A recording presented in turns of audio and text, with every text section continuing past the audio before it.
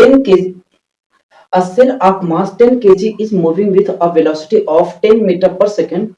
When it blasts and forms two parts of mass 9 kg and 1 kg respectively, if the first mass is stationary, the velocity of second is।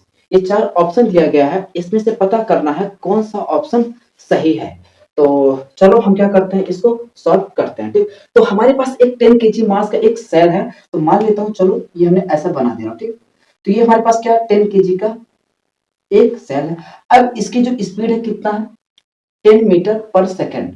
ठीक, अब ये मान लेते हैं ऐसे move करते हुए आगे गया, और अचानक से ये जो 10 kg मास का टुकड़ा है, 10 kg का मास है, वो दो पार्ट में टूट जाता है। ठीक, अब वो बोला रेस्पेक्टिवली, तो पहला वाला पार्ट कितने का है, 9 kg का, कितने का, 9 kg का। ठीक, और दूसरा वाला जो टुकड़ा है वो 1 kg का है। तो इसमें से जो फर्स्ट वाला पार्ट है उसकी स्पीड कितना कर दी भैया, मान लेते हैं, चलो इसकी जो स्पीड है वो हमारा u है। ठीक, अब जो ये इसकी जो स्पीड है, तो हमने मान लेता हूं कितना, v1, और इसकी स्पीड कितना है, स्टेशनरी मतलब कांस्टेंट है, 0 है, तो अब सॉरी 0 है। अब इसकी जो स्पीड हमको पता करना, तो इसका स्पीड मान लेता हूं क्या, v2। बात समझ में आया। ठीक, तो अब हमें क्या करना है, इसका स्पीड मुझे बताना है। तो ऐसे केस में क्या करना है, अब मुझे यहाँ पर क्या करना है, मोमेंटम कंजर्व।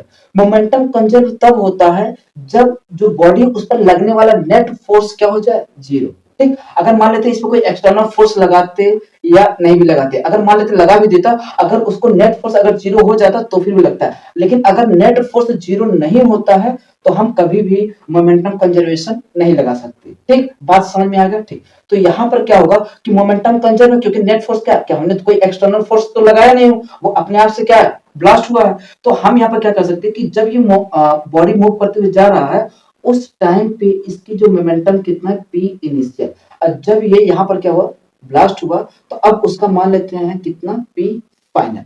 तो यहाँ पर जब मोमेंटम कंजर्व होगा तो क्या हो जाएगा, p initial equal to p final.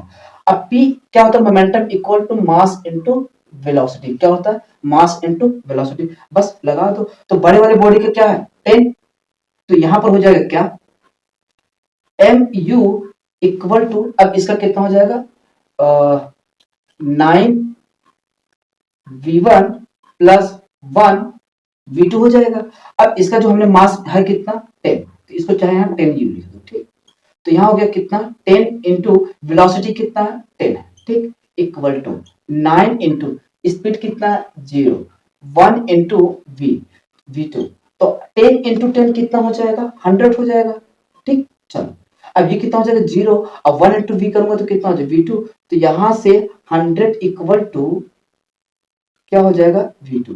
मतलब ये हुआ कि जब ये ब्लास्ट होगा, तो अगर ये स्टेशनरी होगी तो इसकी स्पीड कितना हो जाएगा, 100 मीटर पर सेकंड से ये बॉडी जाएगा। इतनी बात समझ में आ गया। ठीक, अब चलो एक दूसरा वाला क्वेश्चन है, इसको करते हैं। ठीक, तो यहाँ पर क्या है, force required to move of 1 kg at rest on the horizontal rough plane, mu equal to 0.1 and gravity 9.8 is. ये चार ऑप्शन है, इसमें से कौन सा ऑप्शन सही होगा हमको ये पता करना है। ठीक, तो चलो हम इसको भी क्या करते हैं, सॉल्व करते हैं। ठीक, तो यहाँ पर हम मान लेते हैं क्या, पहले पूरे अच्छे से समझा देते हैं, फिर उसके बाद क्वेश्चन को सॉल्व करेंगे। ठीक, अब मान लेते हैं जो भी हमारा 1 kg का एक बॉडी है, चलो ठीक है, हमने यहाँ बॉडी बना दे रहा हूँ। अब ये कैसा सरफेस है, रफ सरफेस है। ठीक, अब ये रफ सरफेस है, अब इस पे हमने क्या कर दिया, एक 1 kg का बॉडी रख दिया।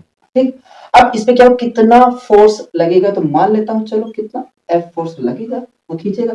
और जैसे ही एक चीज ध्यान देना, ये बॉडी इधर से खींचेगा, तो एक इस जैसे इस पे खींचेगा तो इस सरफेस पे क्या होगा, एक इधर की तरफ फोर्स लगेगा, क्या, फ्रिक्शन फोर्स, क्योंकि इसका म्यू कितना है, म्यू दिया गया 0.1। ठीक, अब वो क्या रेस्ट में है, तो हम क्या करेंगे, ये वाले हमको मैक्सिमम फोर्स निकालना है, तो वो जो मैक्सिमम फोर्स होगा तो क्या हो जाएगा, म्यू mg के बराबर। ठीक, अब एक चीज ध्यान देना, अब हमको कब पता चलेगा कि बॉडी मूव करेगी या नहीं, तो उस चीज को पता करने के लिए क्या होता है, एक होता है fs, एक होता है fk।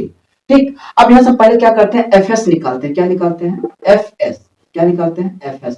तो fs क्या हो जाएगा, म्यू की वैल्यू कितना है, 0.1 इंटू, और यहाँ पर कितना है, m की वैल्यू 1 इंटू g की वैल्यू कितना है, 9.8।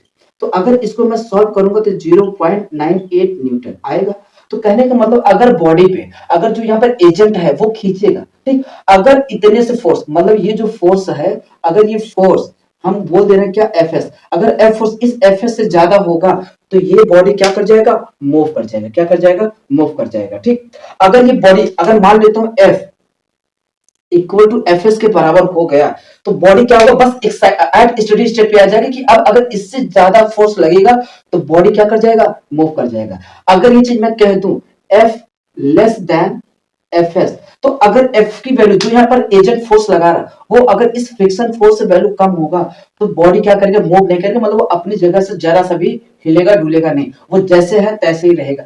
बात समझ में आ गया। तो हम यहाँ पर अगर ऑप्शन में देखें तो क्या होगा, यहाँ पर कितना है 4.9, ये तो होगा नहीं, ये 9.8 है, कितना है 0.98, ये भी नहीं होगा, ये भी नहीं होगा, कौन सा ऑप्शन होगा, ए ऑप्शन होगा। बात समझ में आ गया, ठीक। बाकी देखो इसको अगर और बेसिक से देखना है, डीप में देखना है तो मैंने जो नीट का क्वेश्चन पूरा कराया वहां पर पूरा एक एक चीजें पूरा एकदम विजुअलाइज करा के बताया हूँ कि कैसे फ्रिक्शन फोर्स क्या होता है, कैसे लगता है, वहां पर पूरा एक एक चीजें बता रखा हूँ, ठीक।